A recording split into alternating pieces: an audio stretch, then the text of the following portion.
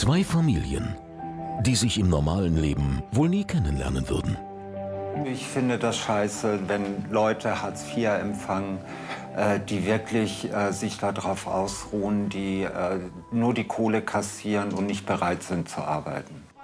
Zwei Welten, die normalerweise nicht aufeinandertreffen. Wenn die Leute sowieso schon in Geld schwimmen, dann sollen sie doch ein bisschen was spenden für die Leute, die gar nichts haben. Arm und reich. Für dieses Experiment überwinden sie eine Grenze, die oft aus Vorurteilen besteht. Also Reiche sind arrogant, teilweise von oben herablassend. Solche Leute, die Hartz IV nehmen, Kindergeld nehmen, mehr Geld, mehr Kinder machen, nur Anträge stellen, das finde ich echt zum Kotzen. Harte Worte auf beiden Seiten. Aber wer ist überhaupt arm und wer ist reich in Deutschland? Eine vierköpfige Familie mit weniger als 2.385 € netto im Monat zählt die Statistik als arm. Hat sie mehr als 7.950 €, ist sie reich. Doch was passiert, wenn arm und reich aufeinandertreffen und in das Leben der anderen eintauchen? In dem großen Sozialexperiment Zwei Familien, zwei Welten haben die beiden Familien die Chance herauszufinden, wie es sich anfühlt, reich oder arm zu sein. Schatz, ich habe ein bisschen Angst, was heute kommt. Ja, ich auch. Du, wahrscheinlich Lass mich kommt überraschen. wahrscheinlich 10 Kinder. Da wirst du die einen Knall kriegen irgendwie. Hartz IV. Hartz IV, ja. Furchtbar. Ja, aber die können nett sein. Ja, und? Für Sebastian wäre ein Leben mit Hartz IV undenkbar. Der gebürtige Pole liebt extravaganten Luxus und zeigt diesen auch gern. Man muss einfach Ansprüche haben. Und wenn man die Ansprüche nicht hat, lebt man auf Hartz IV weiter und findet das vielleicht angenehm. Ich finde das unangenehm, auf Staat angewiesen zu sein. Ich finde, das ist echt zum Kotzen. Also für mich ist dieses Experiment wichtig, dass Sebastian nie vergisst, wie gut es ihm eigentlich geht. Und ich hoffe, er wird nicht verdrängen, unsere Anfänge nicht verdrängen, dass wir auch da saßen, kein Geld hatten. Und das halte ich ihm immer gerne wieder vor Augen. Goscha, machst du der Königin gleich noch ein Rührei? Ja. Ich glaube, das steigert die Laune. Es kommen Kinder heute, du weißt, er liebt Kinder. Ich mag keine Kinder. Weil Kinder sind Aufmerksamkeit und wollen immer in der Mittelpunkt sein. Die schreien ja auch so richtig, so diese Stimme. Das macht mein Gehirn kaputt.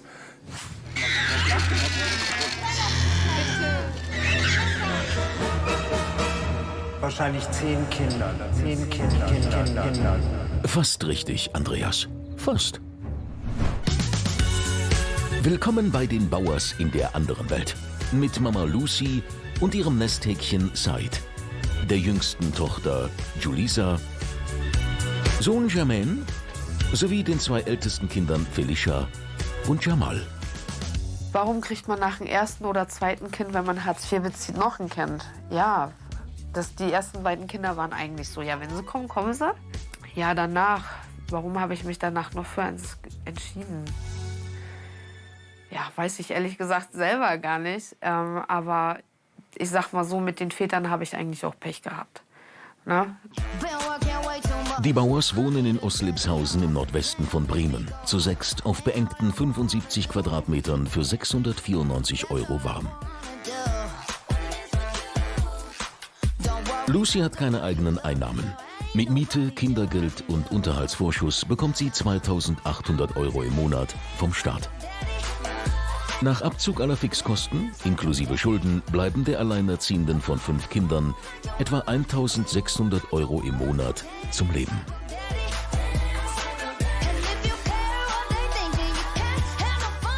Ich mache es immer so, am ersten, dann mache ich teilweise so ein bisschen mehr Einkauf, Großeinkauf, so ein bisschen Vorräte und sowas.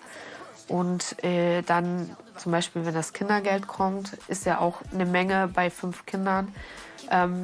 Davon gehen dann noch Rechnungen weg auf jeden Fall. Und der Rest, der wird dann wirklich eingeteilt. Lucy hat weder eine Ausbildung noch einen Job. Nur für kurze Zeit arbeitete sie als Aushilfe in einem Sexshop. Die 32-Jährige hat sich längst auf ein Leben mit Hartz IV eingerichtet und kommt irgendwie zurecht. Ihre Kinder dagegen haben noch Träume. Wenn ich ganz viel Geld hätte, hätte ich mir Klamotten gekauft, meinen Führerschein gemacht, ein Auto gekauft und ja. Sozialschmarotzer bin ich meiner Meinung nach nicht. Ich liebe meine Kinder und ich habe die nicht gemacht aus Langeweile, weil ich keinen Bock habe, arbeiten zu gehen. Und ich meine, ich habe zwar einen Freund, der wohnt aber gar nicht hier. Das heißt, ich bin die meiste Zeit mit den Kindern alleine. Ich bin alleinerziehend. Wenn ich dann einen Vollzeitjob hätte, würde die Wohnung in Chaos versinken. Ein paar Hauseingänge weiter wohnt Lucys Freundin Tabea Brinkmann. Ebenfalls alleinerziehend und Mutter von Keanu und Elias. Sowie von ihren Töchtern Emily und Aminata, die gerade bei ihrem Vater ist. Tabea und Emily werden Lucy heute in die Welt der Reichen begleiten. Und dort erwartet sie Luxus statt Kinder. 200 Quadratmeter im schicken Altbau mit insgesamt 5 Zimmern für 2.800 € warm.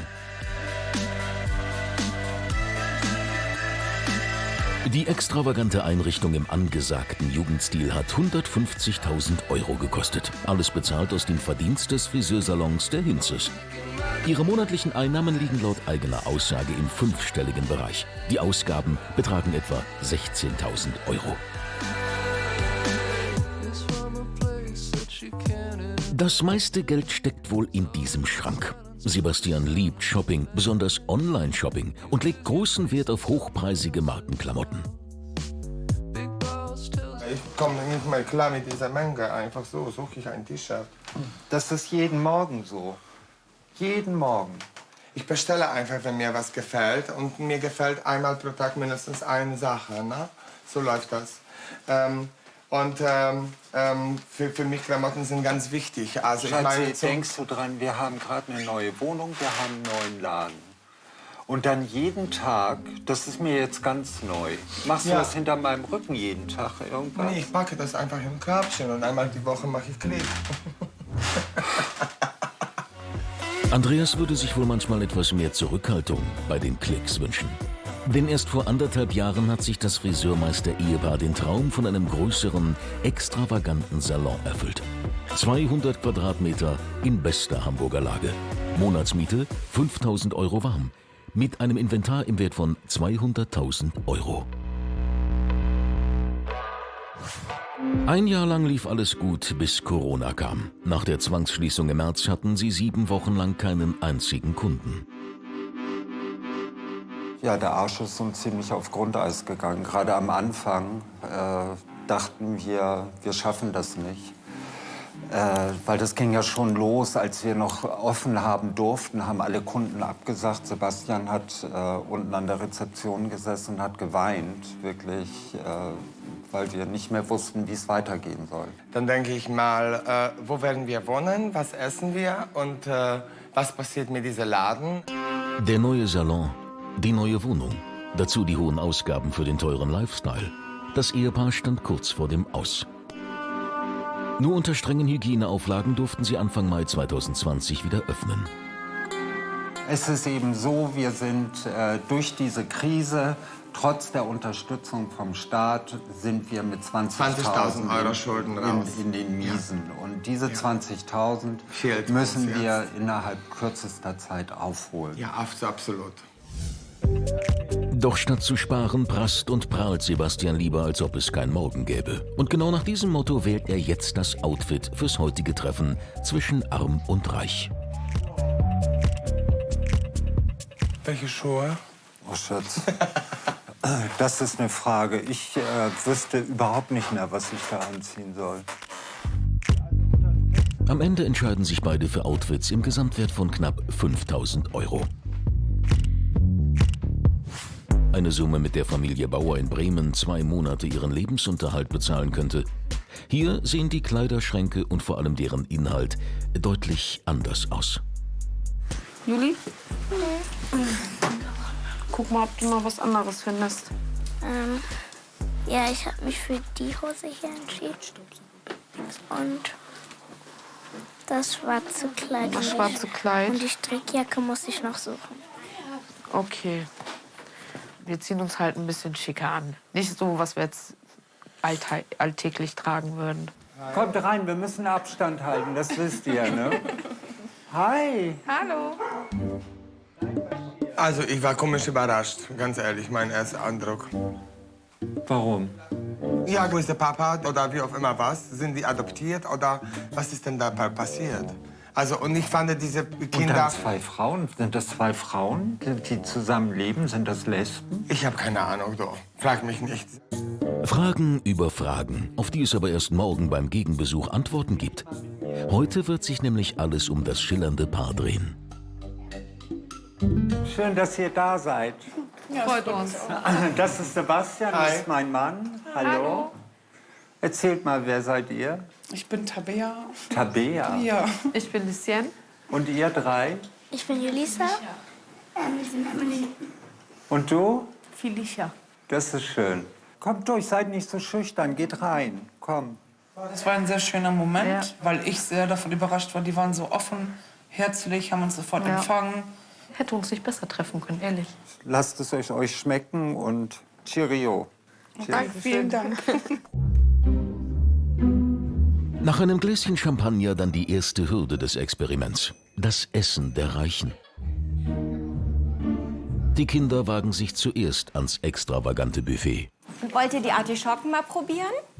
Die schmecken ganz toll. Da gibt es so eine Eiersoße dazu.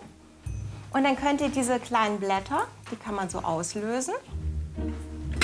Und die könnt ihr dann in den Dip so dippen und dann so auslutschen. Das schmeckt ganz köstlich. Ich hatte den Eindruck, als sie das Buffet gesehen haben, dass denen das ein bisschen Angst gemacht hat, dass es Dinge sind, die sie noch nie gegessen haben und, glaube ich, ja auch gar nicht essen möchten. Es ist halt sehr fischlastig. Ich glaube, die kennen außer Fischstäbchen sonst keinen Fisch.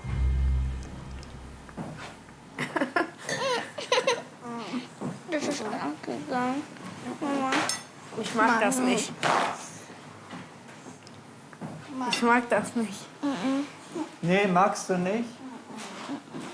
Guck mal, dann spuck aus. Komm. Danke. Nebenan ist nichts mit Ausspucken. Sebastian zwingt die Frauen zu Hummer und Kaviar. Ich war den Tränen echt sehr nah, dass ich es essen muss, weil ich gedacht habe, boah, Ja. diese Menschen, die wussten das. Das war Die wirklich wussten, dass so. wir das nicht mögen.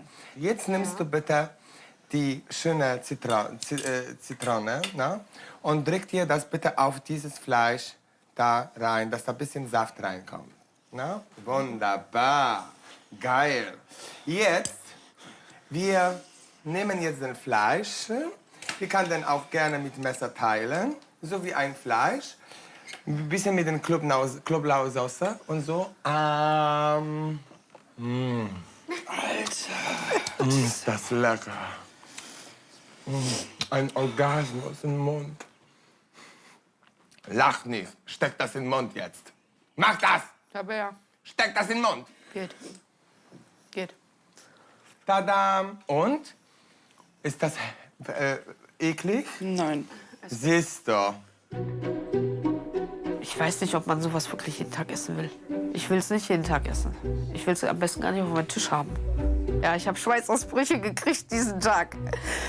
So, ich meine, ich habe es trotzdem probiert, aber ich bin ehrlich, mir tat das schon richtig weh, dass mir das nicht mal geschmeckt hat, weil das so teuer war. Sebastian hat sichtbar Freude daran, Lucy und Tabea mit seinem Luxus-Meeresgetier zu quälen. Andreas geht bei den Kids diplomatischer vor.